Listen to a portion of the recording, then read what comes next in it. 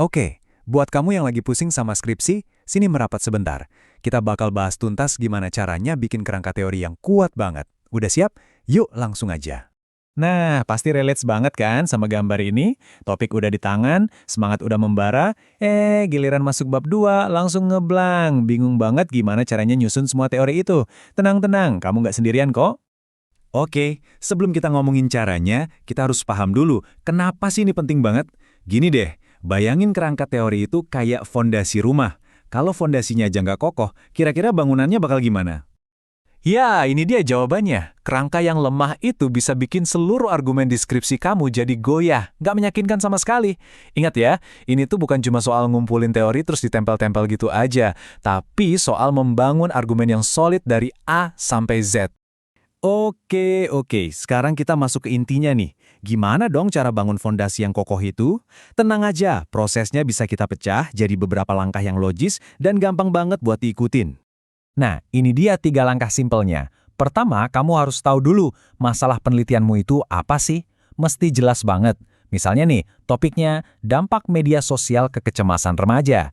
Kedua, kumpulin semua senjata kamu, yaitu teori-teori yang nyambung. Dan yang ketiga, ini penting banget, susun semua teori itu secara logis. Nah, buat langkah yang ketiga tadi, kuncinya tuh ini. Mulai dari yang paling umum, baru ke yang spesifik. Jangan kebalik ya. Jadi jangan langsung lompat ke detail-detail kecil. Pakai contoh yang tadi, payung besarnya itu bisa teori perbandingan sosial. Nah, dari situ baru deh kita masuk lebih dalam, ngebahas konsep yang lebih kecil kayak self-esteem atau soal interaksi digital. Jadi, inti dari semua ini apa? Gini, jangan biarin teori kamu cuma jadi pajangan doang. Kamu itu harus jadi jembatannya.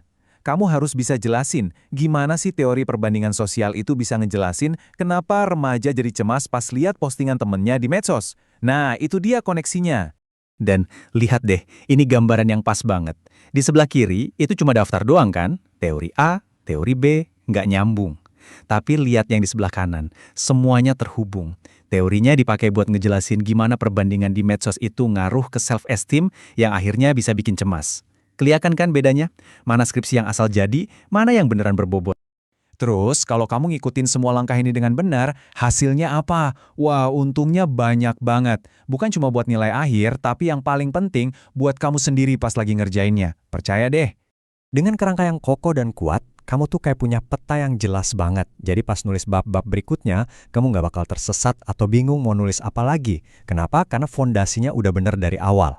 Alur argumen kamu jadi rapi, jelas, dan logis. Ini benar-benar bikin proses nulis skripsi jadi jauh lebih gampang. Nah, sekarang giliran kamu. Coba deh pikirin, untuk topik penelitianmu, kira-kira teori payungnya apa ya?